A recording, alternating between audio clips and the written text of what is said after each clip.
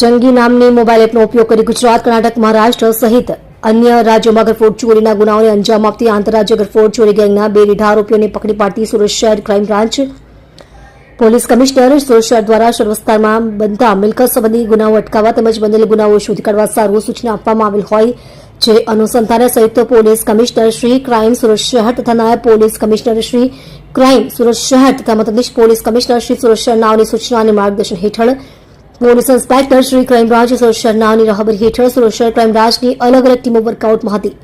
તે દરમિયાન ગઈ તારીખ 21/1/2026ના રોજ અડાજણ આનંદ મહેલ રોડ ઉપર આવેલ શ્રી આનંદ સોસાયટીમાં આવેલ ફરિયાદીના માતા પિતાના બંધ મકાનમાંથી આશરે 20 ગ્રામ સોનું તથા આશરે 150 ગ્રામ ચાંદી તેમજ 28 કાંડા ઘડિયાળ તથા રોકડ રૂપિયા 1 લાખ સહિતના મુદ્દામાલની ચોરી થયેલ હોય તેમજ આ બનાવ વખતે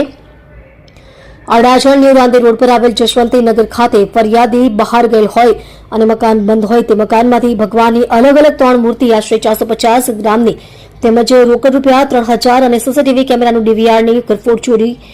થયેલ હોય આ બનાવ બાબતે ગુનો દાખલ કરવામાં આવેલ છે।